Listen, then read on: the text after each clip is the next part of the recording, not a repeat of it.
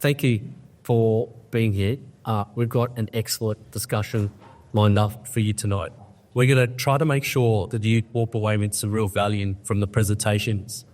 And then when they're done, stick around, have a drink, have something to eat, and connect with some of the amazing people that are in this room.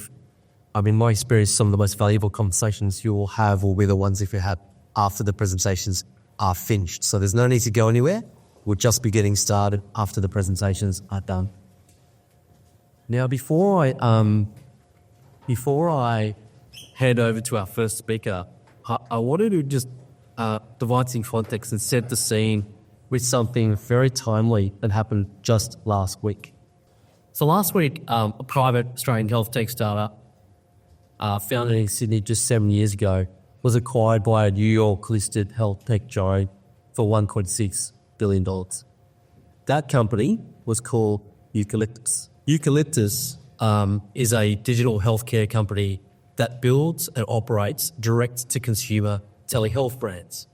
And through its online platforms, it enables the consumer to access medical prescriptions, consultations, and then ongoing care for things like weight management, dermatology, sexual health, and hair loss, conditions that typically have a stigma attached.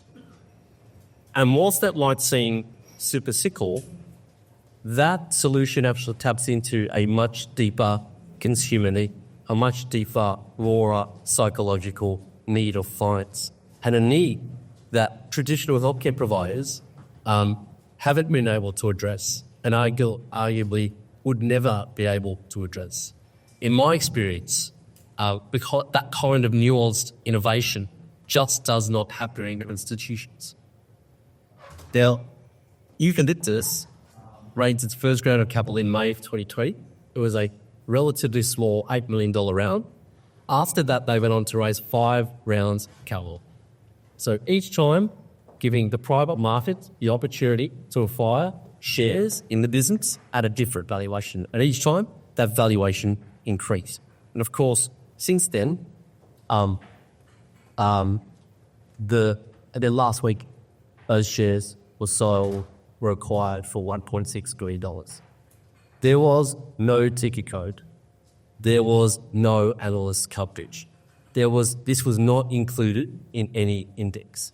Just a lot of hard work by a resilient group of founders who identified a market need and then worked really hard with their supporters to build a consumer solution that would not have otherwise been built in the traditional healthcare institutions. And by doing that, they created an incredible amount of wealth for themselves and for all of the shareholders who participated in those 5 rounds of funding over what is, I think, fair to say, a relatively short amount of time, 7 years.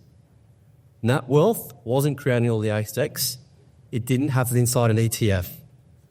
It didn't happen anywhere in the public markets. It happened entirely in the private markets. And the thing that's most important about this story is Eucalyptus is not an isolated example. This is a pattern. As more and more companies stay private, some of the world's best companies, the highest growth companies, the most innovative companies, arguably the most interesting companies in the world, just can't be accessed on the public markets. And I guess that's why the public markets are declining the fastest rate in 25 years and are forecast to continue to decline according to JP Morgan. The public markets today simply do not provide proper diversifying exposure to the true universe of corporate stocks. Even the indexes are now heavily weighted by the performance of a handful of the largest companies that are represented in those indexes. On the other hand, the private markets have grown spectacularly over the last 2 decades and are forecast to continue to grow to $21 trillion by 2030. The bottom line is, when you compare that data side by side, what becomes absolutely clear is that the investment markets are undergoing a massive global shift from public to private assets. And so if investors want diversified exposure to the true universe of corporate stocks and where the next decade of returns are being built today, they have to have a considered private market strategy. The good news is that we live in a country where more unicorns are built per dollar of capital invested than anywhere else in the world, more than the US, more than Israel. And as the Australian innovation ecosystem continues to build and grow, including the private capital markets, including the support networks, including the advice networks that are around, including the regulatory framework, as that continues to grow and strengthen, the rate of growth of unicorns and the success of private companies like Eucalyptus and others is only likely to increase. It is also the case that the Australian venture capital and private equity sector consistently outperforms public markets over the medium and long term, according to analysis that was done by Cambridge Associates. The next generation of hybrid companies in AI, in health tech, in climate, in defense, in advanced manufacturing are being built right now, and they're being built private. We believe that the next decade will deliver amongst the most extraordinary growth and corporate value that we have ever seen, and we believe that that value will predominantly be done in the private markets. Eucalyptus is not an isolated example. Eucalyptus is a patchet. There are lots of examples that I was going to share with you today, but I had to cut it because of time. We could talk about that over a drink later if you like. Even the VentureCrowd portfolio, let alone the portfolio of some of the amazing asset allocators that are in the room. There are so many potential future unicorns in those portfolios that I think the next 10 years are super exciting.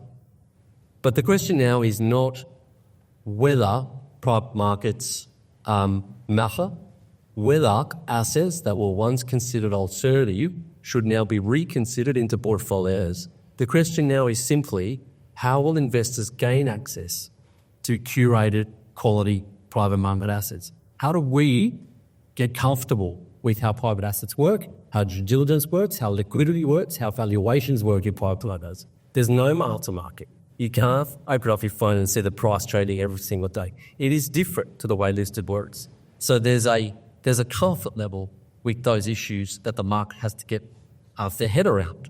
And then, how much of a typical portfolio should you allocate to private assets?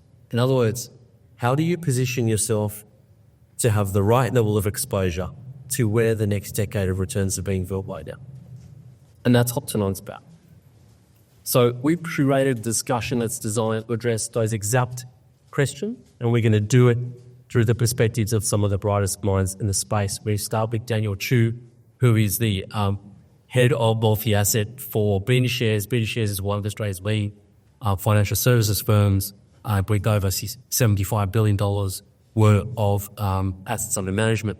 So he's going to share why the Beanie Shares have made the decision to go from PTS, largely listed and doing very, very well in that space, into the private market. Seems like an odd move for such a large business that's been focused on listed markets for such a long time. Curious to know why private assets are so important to them. Then Eric Chet was the co-founder and managing director of Aura Group, a top quartile Australian venture capital firm, who's going to talk us through the way they think about the venture capital opportunity specifically. And then we'll hand over to Daniel Kelly, who's the Chief Investment Officer at Biola Private Wealth, who's going to share how he thinks about portfolio construction broadly, but also where private assets sit in portfolio construction now, or the kind of advice that they're giving to their clients about how they should be thinking about incorporating private assets into portfolios. Thank you to the speakers for that very, very helpful information. Let me wrap up quickly and then we can get to the fun part. Obviously, I've said this before, our basic statement is that freezily that the next decade will deliver some of the most extraordinary growth in corporate values that we have ever seen, and we believe that those values will predominantly take place in the private markets. So if you want exposure to that growth, if you want genuine diversification, you need to have a deliberate private asset strategy. Dad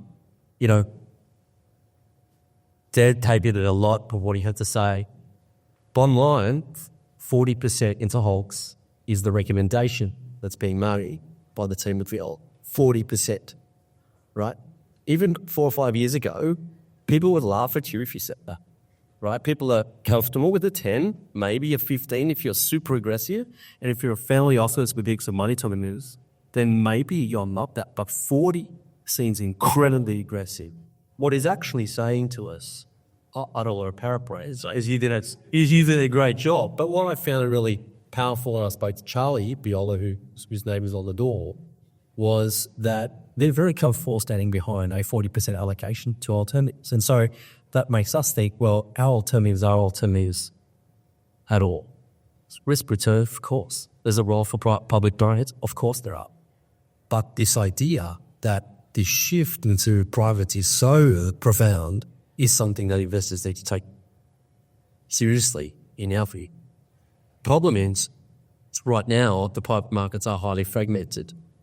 Minimum investors are high. It is rare to see a fund like Cliffwater available to you at 10 grand. That's really rare. Access is inconsistent. And so for many investors, participation is still harder than it should be. There are 3.25 billion wholesale investors in Australia based on A&L research from 2021, which is obviously a little old, but I don't have anything more recent. That number's obviously higher now based on property price increases alone. But let's just use the numbers I can support. 3.25 billion wholesale investors in Australia alone based on A&L research. And only a fraction of those people have the luxury of being represented by top end of tail wealth advisory firms like Biola, or have the minimum check sizes to be able to invest in some of the larger asset funds. So the question becomes, how will millions of new mainstream investors get access to the private market opportunities that will dominate the next decade of returns? Now, we think the only way to do that is the only way to service that market is through platform technology. And VentureCrowd has been built to do exactly that. Our focus is to provide simple digital access to high-quality venture capital, property development, private credit and managed fund opportunities to at an accessible minimum investment amount to as many people as possible and do it at scale. A one-stop destination to disciplined, curated private market exposure. And importantly, we know that there is a need for this because since we've started, we're now sitting on 80,000 registered members. We have 4,500 certified wholesale investors who have invested over $440 million with us into hundreds of projects across multiple asset classes. We've attempted to build a reputation for quality deal flow, not volume. And that discipline has served us with venture returns of in excess of 600% return on investment. In property equity, that's delivered over 40% in only 12 months. Now investors have rewarded that discipline by investing an average of $45,000 in per investment and a 57% investment repeat rate. Our investors tend to be self-directed investors who use the VentureCrowd platform as their private asset marketplace, some with portfolios of 2 million plus. It's not where we thought we'd start.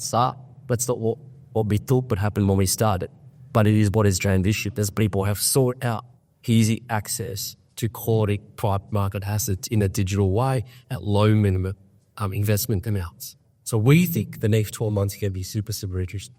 Now, just before I close it, let me give you a feel for what's on the platform every month. The City Angels Sidecar Fund 3 is a partnership between VentureCrowd and City Angels, one of Australia's leading angel investment groups.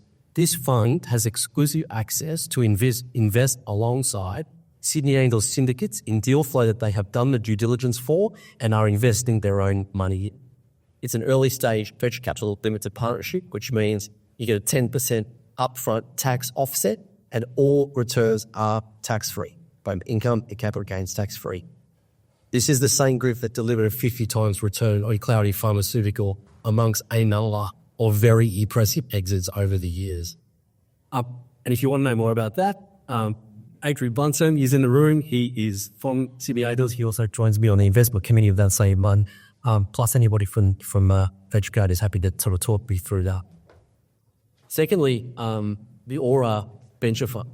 Aura is a top quartile Australian venture capital fund manager with a current multiple of capital investment of 3 times on its first fund and 2.3 times on its second fund. The minimum investment for this fund is $250,000.